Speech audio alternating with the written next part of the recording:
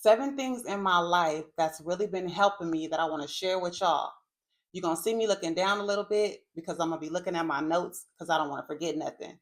But number one, everybody that's around you ain't with you. Everybody that's around you ain't always with you.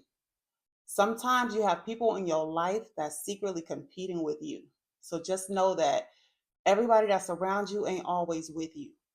But also keep your eyes peeled for them solid ones. Keep them solid ones in your life because they are rare. Number two, when the enemy tries to remind you of who you used to be, remember who God says you are. When the enemy tries to remind you of who you used to be, remember who God says you are. The enemy always going to try to send somebody, whether that be a friend, a family member, a spouse, a coworker, but he going to send somebody to remind you of who you used to be. All you have to do is remember who God says you are and stand on that. Stand on that. Number three, you don't always have to respond to everything. You do not always have to respond and react to everything. When somebody get to hitting you up, texting you or whatever with the foolishness, the negativity, the toxicity, you don't have to respond to it. You are free to say absolutely nothing. You don't have to say nothing at all. Look at it, boop, sit it right back down. Hold on to your peace. Hold on to your peace. Don't respond to the foolishness. You better than that.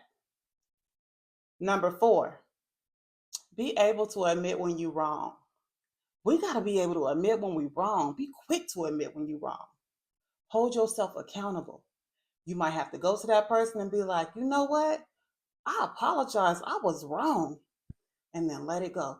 You ain't got to hold on to it. You ain't got to beat yourself up about it, but just admit when you are wrong. There's something so freeing in just going ahead and admitting when you are wrong. Be able to do that. Number five, don't mishandle the blessings the Lord send your way. The Lord will send some people in your life as a blessing to bless you. Don't mishandle that. Treat them right. Because if you lose that person, you may never get them back again. You may never get them back again. So don't mishandle the blessings the Lord sends your way. Six, when you feel like you want to judge somebody for something that they are doing, remember what the Lord had to deliver you from.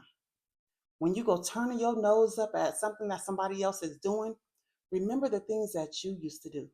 You ain't always been saved. Remember the things that you used to do.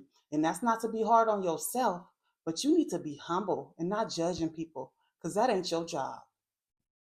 Seven, be quick to forgive. We have to be very quick to forgive, not holding on to bitterness. When we are in unforgiveness, we are holding on to bitterness.